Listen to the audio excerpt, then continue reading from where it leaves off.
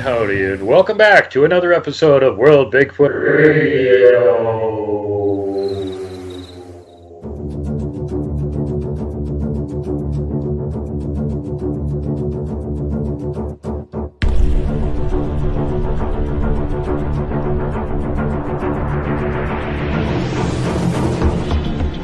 From the missing to the mysterious mountains of Montana, it is that time of the night where we say hello to Super Duke from World Bigfoot Radio and the Cryptid Report. Super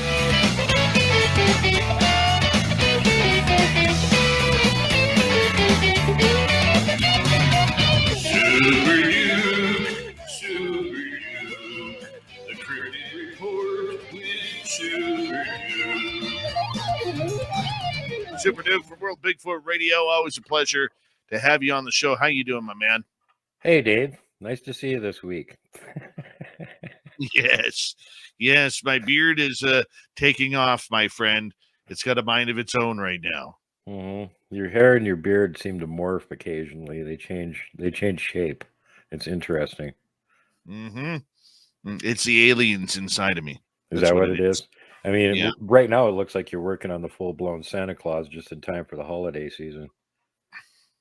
Well, you know, Duke, I'm glad you brought up the holiday season because we are within the 10-day limit that I have to remind my beautiful American friends and listeners. Can we just get back to the basics when it comes to Black Friday? I need more brawling people. Okay? The last couple of years has been horrifically disappointing. You know, online shopping, you know, it's horrible. You know, people, you know, staying 6 feet away while going Black Friday shopping. We don't need that anymore. I know it's hard to shove people over shopping carts when you're supposed to be maintaining a 6-foot distance, right? I know. I want punching. I want kicking and biting and screaming. Okay. I want to see, you know, 50-year-old ladies ripping toys out of children's hands, okay, and making the children cry. It's the one morbid night a year that I like, Duke, okay? And it's been horrifically disappointing. Well, get ready for more disappointment because nobody down here has any money, so they're not going to be fighting to get in there. You know, I mean, we could do better, America. We could do better. That's all I'm going to say. Okay? When Black Friday shows up, I want you to listen to this message from me. If you love me, if you love the woo, you love this show, get out there, put some tinfoil on your knuckles, tape them up, and get out there and start brawling like you do, okay, in the past. Like you have in the past. Make it happen. Make it happen. You can do it. I have faith in you, America. Bring America back to what it was. And it starts with brawling and Black Friday. Brawling and fighting over minor reductions in pricing, sure. Doesn't matter, Duke. I need it. Okay. Okay, don't be selfish. That's Why a don't you guys selfish just start doing attitude that in Canada, and then you don't have to live vicariously through our stupid behavior? because we're too polite here, man. We're too polite. Well, get over it. No, Time to take off no, the hockey mittens, go out in you center can't, ice, and start bashing. brother. You can't set a standard that high and then just shut it off because of some you know online shopping addiction that you've generated over the last couple of years. Okay, Look, this is what Americans always do. We start trends and then we become fickle and quit doing them. Just like yeah, when Crocodile Dundee was popular, the Australians thought it would be a trend that would go on forever. Well, no. okay. Get out there, put spikes on your shoes. Okay, let's get back to what the purpose of Black Friday is. Black Okay, eyes. okay. Let's beat the hell out of some people, man. Come Yep. on. All Black and right. blue Friday. That's right. That's right. Duke, I got a question for you. Getting more on topic here. So I go to my Bigfoot site the other night with my buddy Mark. No Bigfoot, windy as hell, so we didn't bother starting a fire. But we had wild horses all around us. Wow, cool. Couldn't see them, could hear them. Hmm. Going up the trail, okay, about 4 miles prior, we actually saw two horses. But when we got to our spot, you could hear them all around us. Could hear them all around us. Now, I know Sasquatch likes horses. We've seen many a times of people talking about the braids in the manes and the tails. We didn't stick around because the weather was a little saucy for us. Okay, and we didn't, we weren't sure because the horses were there that the Sasquatch would be there, and really there wasn't that feeling. You know that feeling I'm talking about, that there's just something out there. Didn't Hmm. have that feeling, so we left after about half an hour. Okay, should we have stuck around because the horses were there? I would have stuck around. Why? I can point you to in August when we were camping there near the ghost town, and a whole big gang of cows, which some would call a herd, but they look thug-like to us, came wandering up to camp looking ominous shortly after dark. And fortunately for us, the Sasquatch made big loud wood snap and chased them away. And we got plenty of evidence they're following the cows around out there. I don't know if they like obliterating their tracks or what, but apparently the cows aren't very scared of them. The cows, when we heard the roaring in July, it set the cattle off. Hmm. So after the roar ended, we had 10 minutes of cows mooing way out in the pastures. We had 35 cows right in camp that all of a sudden decided to stampede out of camp. That was a little unnerving. So does Sasquatch like a good steak? Is that why? It makes you wonder. Yeah, the ranchers and stuff don't seem to lose any livestock, so apparently they're not doing anything as far as killing and eating them. But they had plenty of deer and elk around, so they wouldn't really need to. Well, I thought I would get your professional opinion on that. Oh Next yeah, time, I mean, there's all sorts of reasons that they might hang around with other herds of animals. We got examples of them up here during the winter in Montana where they've actually made huge trails through the snow. The snow gets so deep the other animals can't walk through it, and they'll make a trail down to the lower parts of the trail, to the lower part of the mountain, things like elk and stuff. And then when they get down there, they'll grab one of them. But the rest of them all have a trail to get down the mountain. okay, and that makes sense. That makes a lot of sense. Living in an area where there is a heavy thickness of snow in our area, I can see where that would be a great hunting strategy for them. I mean, Yeah, it's the only available trail for anything that's good size. You got 4 or 5 feet of snow. Hey, there's a trail right there. Well, that's convenient. I want to go downhill too where there's less snow. Sure, I'll follow it. right, right. All right, I know you got some stories for us, my man. What do you got for us this week? Oh, I got more stories from David Weatherly's Monsters of Big Sky Country. Beautiful. Love David Weatherly. Long day today. Another channel is doing a Bigfoot documentary, and they wanted me to do the narration for them.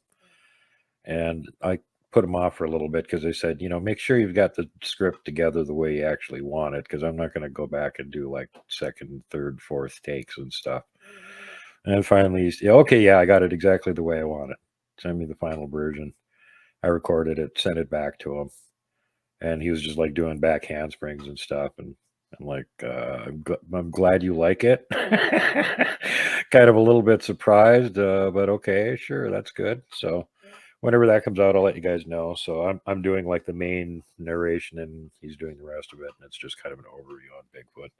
But anyway, one of the fun things I did today. And I told him, which voice do you want? Do you want me, or do you want like Leonard Nimoy? Do you want me to do it as Arnold Schwarzenegger? Yeah, Bigfoot's totally real. I'm telling you guys, there's no doubt about it whatsoever. Well, let's go for it. I didn't do the David Attenborough either. I just did the straight up in search of. So anyway, Bigfoot through the decades here in the 1960s. Here's some reports from Montana. Moving to the modern era of sightings in Montana, there is an abundance of encounters, many that include one of the elements missing in Bauman's tale. And of course, he's referring to Teddy Roosevelt's tale of the trapper Bauman, whose partner was killed. And here's the details. Excuse me. Include the elements missing in Bauman's tale: a visual sighting of the creature. Bigfoot researcher John Green recalled doing an open line radio show when a woman called in to report that there had been Bigfoot activity in the Snowy Mountains when she was a child. Reportedly, people in the region knew that cattle had to be kept at lower elevations in the late fall and early spring. Otherwise, quote, the hairy men that lived in the mountains would kill them and eat them, unquote.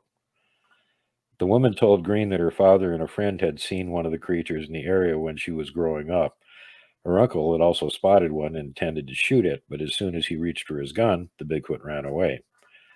John Green's archives also contain a notation from the 1960s that Dr. Joseph Feathers from the Western Montana College of Education wrote that Dean Stanton found bare human footprints in the snow 15 miles south of Jackson in Beaverhead County. A print that was measured came in at 17 inches in length and 9 inches in width. The creature appeared to have stepped over a 4-foot-high windfall without breaking stride. The tracks continued for 300 yards to a rocky slope on the mountainside. The men's magazines of the 1960s and 70s frequently covered stories of giant hairy creatures, from the Himalayan Yeti to Bigfoot in the Pacific Northwest. These sensational aspects of the undiscovered creatures made good headlines and feature articles. Argosy, Saga, True, and other magazines reported on sightings of the creature. One interesting account from Montana appeared in the January 1961 issue of Saga magazine in 1960 and involves a man named Roy W. Rye. Rye describes an experience he'd had while bear hunting in the foothills of the Mission Mountains near Seeley Lake the previous year. Hey, that's just north of me. It was December 1959, and Rye was following a set of tracks in the snow. While following the trail, he crossed a small clearing and suddenly felt he wasn't alone. As he reported in Saga, quote, he looked around to his left and then to his right. There it was, 20 yards away, looking straight at him, was this thing. Its head and arms were resting on a fallen tree that was 5 or 6 feet above the ground. Seeing only the head and arms, Rye thought it was a large bear, a very large bear. He began to raise his rifle to his shoulder. The thing, still looking at him, still leaning on the fallen tree, grinned at him, or so Rye thought. Then the thing let go an eerie, half-human scream. Its head began to rock from side to side, and Rye could hear a rumbling sound. His rifle at the ready, Rye backpedaled. The thing moved a moment, and Rye could see it from the waist up. It had a large, flat head, stubby ears, a short neck, and sloping shoulders with long arms. It was all covered with brownish-gray hair, unquote. The Saga article caught the attention of some Montana newspapers and publications. Reporters decided to follow up on the story and talk to Rye themselves. It seems at least some of the reporters were hoping to cast doubt on the tale, but the facts they discovered only added weight to the account. The Billings Gazette found out that Rye had been a licensed game guide and had killed a lot of bears during his hunting career. Obviously, he wasn't someone apt to mistake what was or wasn't a bear. The Montana Sports Outdoor magazine wrote about Rye in the publication's December 1960 issue, a month before the saga article appeared. Writers with the Outdoor magazine talked to Rye and got details of his account. He told the magazine very firmly that what he had seen was not a bear. Rye told reporters that he thought the creature looked more like, quote, a huge ape. The magazine goes on.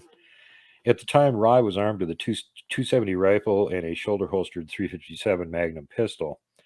What did he do next? Why, he did what any other red-blooded, well-armed hunter would have done under the circumstances. He broke all records for cross-country running and getting the heck out of there. The Daily Missoulian also follows up on Rye's story, and they too found that the man facts checked out. Researcher Greg Mastel sent a pair of interesting sightings to John Green involving 1960s encounters. In November 1962, a Hamilton man, and Hamilton is about 45 miles from here, named Reed Christensen saw a large bipedal creature running up an embankment. Christensen and his wife and daughter were near the top of Lost Trail Pass in Ravalli County when they spotted the thing. According to the witness, the creature was between 6 and 7 feet tall, had long arms, and no neck. It was 2 a.m. when the family spotted the creature, and it likely didn't expect any humans to be in the area at that time of the morning. Probably hence the reason they spotted it. Excuse me. It's also noted that the family's dog acted strangely during the sighting. Another Hamilton man, Lou Bigley, spotted a hairy biped 2 years later. In August 1964, Bigley was hauling logs out of Upper Grid Creek. His day soon took a strange turn. Driving down the road, he spotted a brown creature on 2 legs standing in the middle of the road about 100 feet in front of his truck. Bigley said the creature was about 5 feet tall with broad shoulders. The man slammed on the brakes, and the creature turned and ran up a rocky draw and out of sight. Green's book, Sasquatch, The Apes Among Us, recounts a May 1964 sighting. Gray Simons and Sid Richardson took a group of Boy Scouts out camping at an area called Brown's Gulch near Butte. The Scouts thought they were in for a nice, normal spring campout, but at about 4 o'clock in the morning, one of the boys was awakened by a noise outside his tent. The scout discovered a Sasquatch standing out front. He later said the creature was hairy all over, with silver-tipped brown hair. The creature also had a, quote, heavy beard, unquote. Shocked by the confrontation, the boy screamed, causing the Bigfoot to run away. Simons rushed to see what was happening. On investigation, the creature was heard nearby, splashing in the creek. Reportedly, it was making giggling sounds, similar to those a human would make. Perhaps it was amused that it had shocked the scout troop. It's probably exactly what was going on. Tracks were discovered around the area the next morning. They appeared to be barefoot human tracks, but the size was exceptional. The prints were 20 inches long and 6 inches wide with a 7-foot stride. The trackway was clear for 150 yards before the trail vanished in rocky strata. Another group of Boy Scouts had an encounter with a large hairy man in the mid-60s. Original source of the report's unknown, but about a dozen scouts were camped one night in the Deer Lodge National Forest in Silver Bow County when something intruded into their camp. As one of the boys who was present reports, the kid next to me heard something going through our backpacks, knocking things over. Then all of a sudden, this thing stepped on my friend. There was a lot of screaming.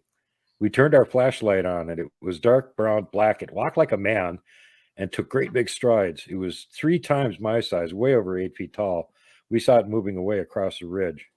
There were numerous footprints going across the top of the ridge, bigger than anything I ever seen before. They were human-like with 5 toes, but they had no claw marks. And how much more time we got? Researcher. What's that? We got about 15 seconds now. Okay. So good place to take a break. Yeah, I think so. Super Duke from World Bigfoot Radio, giving us some great stories of the history of Sasquatch tonight, courtesy of an amazing, talented writer, David Weatherly. We got to get David back on this show. It's been a long time, way too long, since Mr. Weatherly and his top hat have been on Spaced Out Radio. Super Duke from World Bigfoot Radio can be found on every major streaming network. I'm sure you check them on out. We'll be right back with the final half hour and Super Duke. Cryptid Report. We continue on right now with Super Duke from World Bigfoot Radio and the Cryptid Report. Duke, how you been doing, buddy?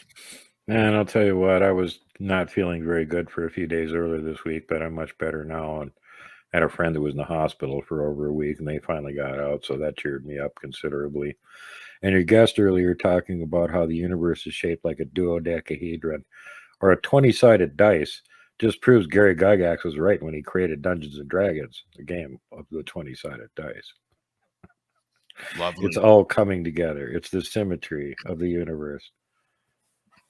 I love it. I love it. All right, you got more stories for us? We got more stories. We have a myriad. We have a multiplicity. We have a plethora of stories. A plethora of primitive primate tales coming at you. Montana Associates sent me an account from 1965 involving a track find that a puzzled man named Bob Shook of Hamilton made. Shook was out hunting at Piquette Creek south of Darby. Darby is about 60 miles from here. When he and several friends came across some five-toed tracks that looked human, but were so large that a man's arm from elbow to fingertip couldn't fit inside one. The tracks were clearly impressed into soft dirt, so there was no mistaking the size.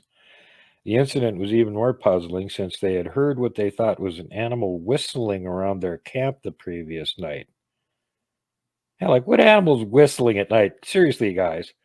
They also smelled an overpowering odor, although they could not find the source of either of these anomalies. The incidents bothered the men enough that they slept locked in their camper truck rather than outside in the open. A few years later in the same area, exact date not given, another group of hunters had a weird experience. The men were in a camper when they saw, quote, an ugly black round face, unquote, peering inside at them. Once they noticed it, the face disappeared, but seconds later, the vehicle started rocking so hard they feared it was going to tip over. On September 11th, 1968, Harold Nelson was spending the night in his camper truck in Yellowstone County and had a frightening experience. The man wasn't too far from Billings when the incident occurred. Nelson was sitting quietly, eating a can of beans, when he became alarmed by loud noises outside his camper. He decided to investigate the commotion, and, flashlight in hand, he opened the camper door only to receive the shock of his life. He was face to face with a Bigfoot. As he reported in Saga magazine in the July 1969 issue, it had an ape-like face, but it was definitely not a gorilla, Nelson said later. The head was slightly pointed, sloping down like the sketches of a caveman. The whole body was covered with reddish-brown hair. There were a few spots of white hair along the edge of the enormous shoulders. It stood erect like a man and must have weighed 600 to 800 pounds. He was big, real big. Very big. Frozen in fear, the man, I mean, he's like right there. Frozen in fear, the man stood looking at the creature. He reports that the thing made an odd noise, sort of like a gargle and a whistle at the same time. The situation changed, however, when the beast raised its arms up and reached toward the witness. The man's reaction was to scream as loud as he could. This time it was the Sasquatch who was shocked. The creature jumped back in surprise. The man thought the thing was frowning at his reaction. Not wasting time, the man leapt back into his camper and grabbed a pistol to defend himself. He may have been expecting a full attack from the beast, but again, he was surprised at the behavior. He reports that the creature, quote, cocked his head in a funny motion and looked through the door. I sobbed with absolute relief when the beast turned away and shuffled back into the trees, unquote. Researcher Roger Patterson, famous for the Patterson-Gimlin Bigfoot footage, received a letter from Great Falls resident Frank Zielinski, who reported that he and another man, Bob Marshall, were out hunting in the region when they discovered a large footprint. Details are scant, but Zielinski reportedly placed his own foot in the print, and the impression was 3 to 4 inches larger and longer than his own foot. The incident occurred sometimes in 1968, although the exact date again was not given. In the summer of 1969, a trio from Oregon were fishing a mile east of Bonner, and that's exactly where I had my research camp for about 4 months when their encounter occurred. Steve Filcher said what he initially thought was a bear but noticed that it had a face like a man. The figure walked like a human and had a man like shape. It was brownish black in color and stood around 8 feet tall. The incident, collected by John Green, also notes that Steve and his companions, Rose and Jerry Filcher, also felt like they were being watched while they were at the fishing spot. In 1969, Ted Foster was cutting lodge poles east of Lost Trail Pass when he started having the feeling that someone was walking around behind him. He shut his power saw down and listened carefully. Turning around, he spotted a large creature not far away. The beast he described as 7 foot, 300-pound ape man covered with black hair. The Bitterroot Journal reported the incident, adding, thinking to defend himself, Ted started the saw. The creature didn't move, but the hair stood up on its neck. Ted turned the saw off. The hair on the animal's neck settled back down again. Without taking his eyes off Ted, the beast turned sideways and began walking away with huge, graceful steps. The incident occurred about 3 p.m. in broad daylight. Foster commented that he thought the Bigfoot may have been investigating after hearing the sound of the chainsaw. Clearly, the creature did not like the noise. Montana newshounds had their share of Bigfoot stories in the 60s and 70s, and at least one reporter ended up getting much closer to the creature than he expected. Tom Teedy, a reporter for Kalispell's Interlake, had a weird encounter while on a trail of a completely different story. His encounter took place sometime in the 1960s, though Teedy didn't write about it until much later, so the exact date is not given. As he recalls, he was in a wooded area near Columbia Falls searching for a hermit who reportedly lived in the region. Teedy was having difficulty finding the hermit and sat down to rest before heading back out of the forest. His rest, however, was cut short by a wailing sound that he described as rhythmic and patterned. Happy wailing, he called it, noting its sing song quality. The reporter became very worried that a group of hunters was in the area, since he was not wearing red or orange to distinguish that he was a human. He fretted over the dangerous possibilities. Teedy considered calling out, but quickly thought the better of it. The sing song wailing continued, and he reached for his gun. Moments later, the source of the unusual sound became clear. As Teedy writes, quote, suddenly, and I swear by the abominable snowman, I saw it, about 50 yards away, coming down off one of the interconnected hills, passing at a moderate speed through the woods, disappearing and reappearing in the trees. I don't remember feeling anything. I could see plainly that it was not like anything I'd ever seen before. It had swinging arms, like a big grayed gorilla movie, a gray coat of hair, and a small head which I could not make out, and it was moving parallel to me. The reporter wasn't sure whether or not the Bigfoot had in turn spotted him, but he had the impression that the creature looked in his direction. As it stopped, so did its song. I raised my rifle, forgot to take the safety off, but did nothing anyway. The thing paused for just a moment, then moved, silently now, off in a direction my shaky compass said was north. I beat it out of the forest then, and the hell with the old hermit, I never went back. I never wrote the story before either. And now we go into the 1970s. As the 1970s, and note how many of those reports where I was going like, oh, that's 40 miles away, that's 60 miles away, that's just north. All this stuff is all right around where I'm living. This area is just a gigantic Bigfoot hotspot. As the 1970s rolled in, sightings of large hairy bipeds were in abundance around the state. There were some unique aspects of encounters from this period. While some of the reports were vague and brief, as is often the case with unknown creatures, others were rich in detail. Significantly, during the 1970s in Montana, many sightings were investigated by law enforcement officers who took the presence of unidentified creatures seriously. And by the way, they still do in most of the state. The website BigfootEncounters.com lists a pair of incidents from the beginning of the decade. In 1970, a group of people at a party in Crystal Lake in Kalispell found a set of footprints in the area. The prints measured 18 inches, and one foot appeared to be crippled. Similar prints were also found around a set of garbage cans in the area. A year later, a man named Gary Huff discovered footprints in the same area. They were measured at 17 inches. Huff tracked the prints over a ridge, then spotted a pair of hairy bipeds. They were walking hand in hand. Huff said one of the creatures was very large and the other one smaller. Both had hair all over their bodies. Bigfoot sightings, along with other strange incidents such as cattle mutilations and UFO sightings, were investigated by officers from the Cascade County Sheriff's Office. John Green visited the officers himself and remarked how unusual it was for a sheriff to be involved in such investigations. Quote, after years of careful sparring with polite but skeptical policemen on the subject of hairy creatures, I found the reception at the Cascade County Sheriff's Office all but overwhelming. Captain Wolverton devoted a day to showing us around, and Under Sheriff Glenn Osborne was equally hospitable. What was really mind blowing was being taken into a special room in the county building and shown on the wall a large map with reported sightings of hairy monsters, several more than I have mentioned, carefully plotted on it. Not only was a county sheriff and his officers involved, but a publication was devoting a lot of space to the topic, and they weren't laughing. Excuse me. Hamilton publication, again, Hamilton about 45 miles from here, the Bitterroot Journal covered plenty of Bigfoot accounts and did so without an agenda or an insulting attitude. John Green received a report that was apparently called in to police officers in Kalispell. An unnamed man was driving west of the scene in September 1973 when his car was, quote, run off the road by two large gorillas walking on hind legs, unquote. Curiously, the same month, almost 130 miles away near Bonner, again, did research right outside of there.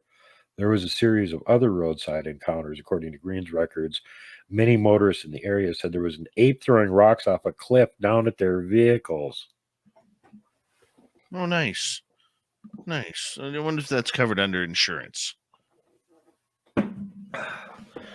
I could pretty much guess right where that was, too, because there's a slot canyon there, and there's barely enough room at the bottom of it for the river and the road to go through it. And yeah, several hundred feet of almost vertical granite. So if they decided they wanted to lob boulders down at cars, they got several really great places to do it from. And yes, they are in that area. According to John Green's archives, a woman near Kalispell was out walking her dogs in August 74 when she came across two sets of tracks. Strangely, one set had 3 toes on the front part of the foot, and the other was a 16-inch 5-toed track. When the larger one went uphill, it became 3-toed. The woman's dogs reportedly went wild in the area, likely from the scent they'd picked up. Marion T. Place's Bigfoot All Over the Country book reports on a September 1974 incident in the Bitterroot Mountains, which are right there 5 miles away. A group of 5 university students were out for a hike at St. Mary's Peak, 30 miles west of Missoula. I'm in Missoula.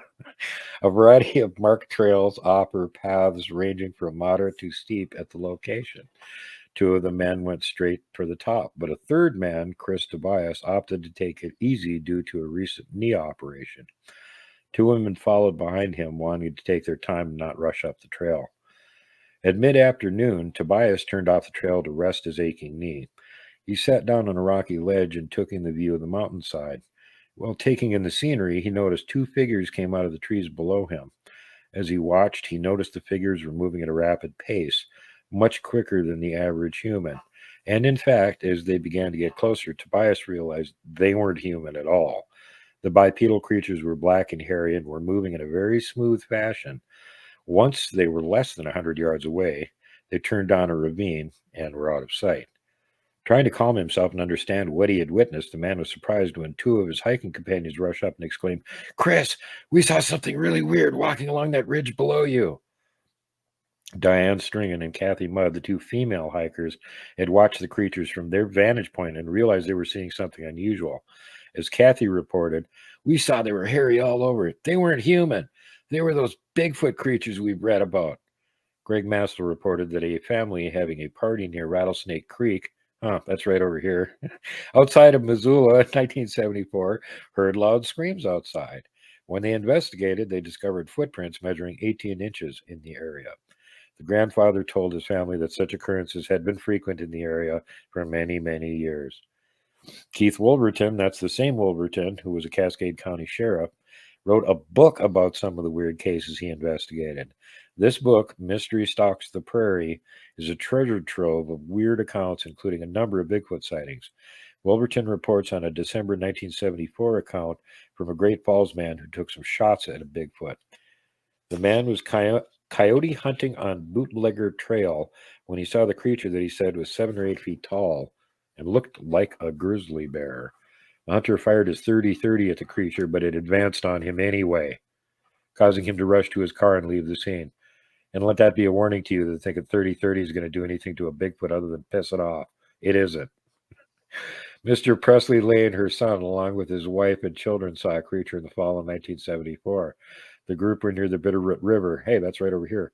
When they spotted the Bigfoot about 200 yards from their position. The creature was covered in brown hair, walked upright, and swung its arms in an exaggerated fashion as it moved quickly from one side of a clearing to the opposite side. This account again was sent to John Green. The Cascade County Sheriff's Office received a report on December 26, 1975, from a pair of frightened junior high school girls.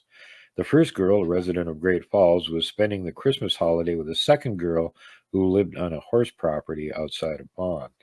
Late in the afternoon, the girl noticed that the horses were in an agitated state, stamping the ground, rearing up on their hind legs, and acting erratically. The girls quickly discovered the source of the horses' agitation. A figure about 7.5 feet tall was about 200 yards away from the property's mobile home and about 25 yards away from a thicket. As recounted in Mystery Stalks the Prairie, quote, the Great Falls girl found a .22 rifle belonging to her friend's father and looked through the scope at the creature. She described its face as dark and awful looking and not like a human's. The girl said the creature was 7 to 7.5 feet tall and twice as wide as a man. Hoping to frighten the creature away, the girl fired the rifle into the air. But the hairy thing didn't react. She waited a short time, then fired again. Although the girl had not fired toward the creature, it seemed to behave as if it had been shot at or even shot. In a bizarre display, the thing fell to the ground and started to pull itself along with its arms. After recovering a short distance, it jumped back up again. The two girls had seen enough. They turned on their heels and retreated from the area. When they looked back to see what the creature was doing, they spotted 3 or 4 other creatures helping the first one get into the cover of some bushes. Captain Wolverton was impressed by the report, and the obvious fright displayed by the girls served to reinforce that they were not lying or trying to pull a prank. The girls also volunteered to take a polygraph test, and both of them passed. The night after the incident, Captain Wolverton, Under Sheriff Glenn Osborne, and Deputy Dick Gazvoda went to the area of the sighting and conducted their own search for the creatures. Wolverton used a starlight scope to scan the area, and the other men went into the brush to try to flush out anything lurking out of sight. While the officers didn't spot any Bigfoot in the area, they did find a number of tree breaks that were unusual and similar to those found at other reported sighting locations.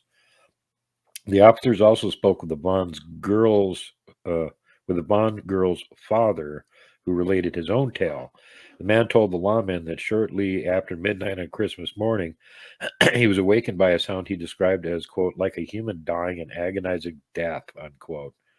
The man took a flashlight and went outside to investigate. While the witness acted bravely, his dog certainly did not and refused to go outside. Apparently, he either failed to find anything or retreated back inside. Whatever the case, Wolverton didn't note any further information about the incident. The captain himself returned to the property again the following day and walked around the area, hoping to find footprints, but discovered nothing. The unsettling sound heard by the Vaughn witness was also reported by other people in the area. The following month, a man living just a few miles west of the property reported the same disturbing sound. Just like the Vaughn girl's father, the man noticed that his dogs, who were normally aggressive, were acting afraid, standing up against the house and making very faint barking noises. Echoing the Vaughn man's report, the witness also said the scream was like that of a man dying in pain. The noise lasted for about 5 minutes. In February 1976, a resident of Babb called the sheriff's department to report that she and her husband had heard the weird sound the previous summer. While it's unclear why the woman waited so long to report the sounds, it's notable that the pattern was the same, a miserable moaning echoing in the night and dogs that acted terrified, according to Mystery Stalks the Prairie. She said other residents of Babb had heard the sound too, and she understood a man from Browning had seen Bigfoot on Logan Pass and Glacier Park the preceding summer. Authorities did not have the man's name, so they could not check the story. Now, on February 11th, 1976, Captain Wolverton received a report from an airman who said he had found bipedal tracks near Beaver Creek in the Rocky Mountains. According to the airman, the creature that left the tracks had 3 toes. Heavy snowfall prevented Wolverton from investigating the scene closely, but he did fly over the area hoping to see something from the air, although he reported nothing unusual. Not long after the two girls had their weird encounter, a pair of boys in Ulm, a few miles southwest of Great Falls, had a sighting. It was February 21st, 1976, and the boys were near a bridge that crossed over the Missouri River. One of the young men saw a hair covered arm reaching out from some bushes. The second boy, who was further ahead on the trail, saw a tall creature with dark brown hair and, quote, glowing whitish yellow eyes, unquote. The boy reported the incident to the sheriff's department, but it was more than 2 weeks after the sighting, so officers felt it was pointless to investigate the site at that point. The boys were given polygraph tests, and both passed. And on that note, Super Duke, another great report from the Cryptid Report guy, Super Duke from World Bigfoot Radio. We got Mr. Ron Bumblefoot Thal rocking in the background with Little Brother is Watching. Bumblefoot is the official music of Spaced Out Radio, rocking us in and out of every single show. Get your horns up for the guitar god himself. Special thanks to everybody listening in at work, at home, in your cars, wherever you may be. Thank you to everyone in our chat rooms tonight. YouTube, Twitch, LGAP, Facebook, Spreaker, LinkedIn, the Space Travelers Club, and on Twitter, hashtag Spaced Out Radio. I know Duke is out there somewhere. Finding Bigfoot. Remember, this show is copyright Spaced Out Radio and SOR Media Ventures Limited. Thank you so much for tuning us in, because together, my friends, we own the night. Mr. Bumblefoot, we need a favor. We need you to take us home.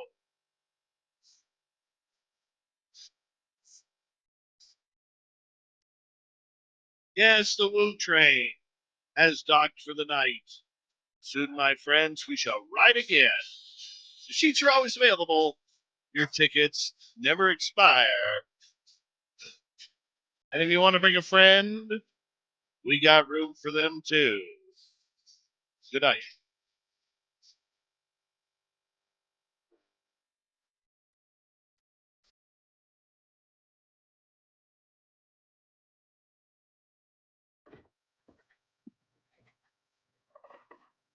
There we go, Dookie Poo.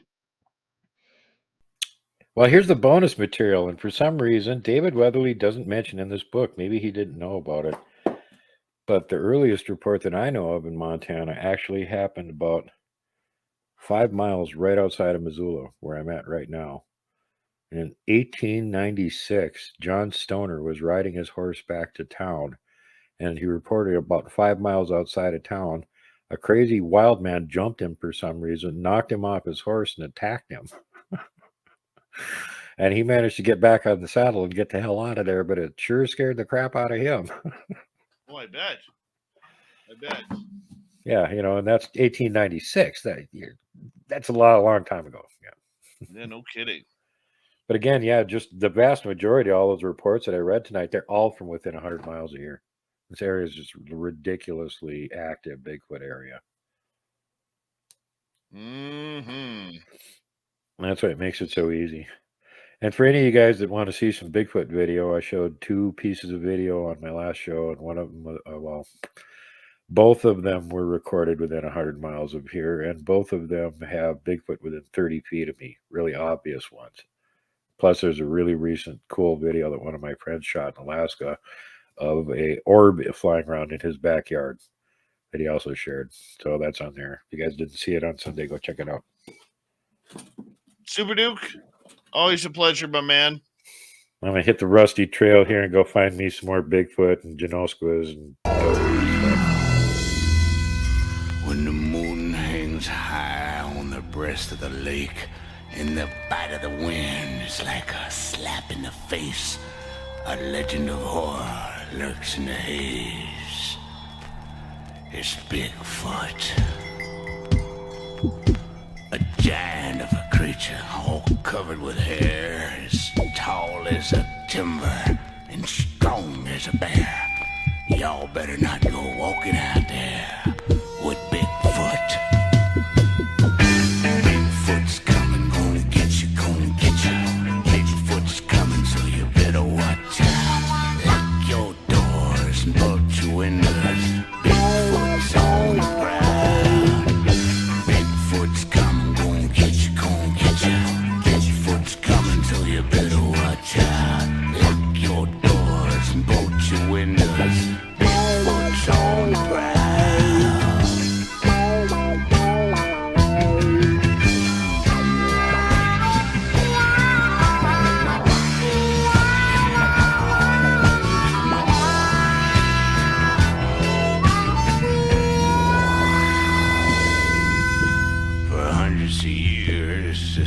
has grown about this big hairy man that walks all alone.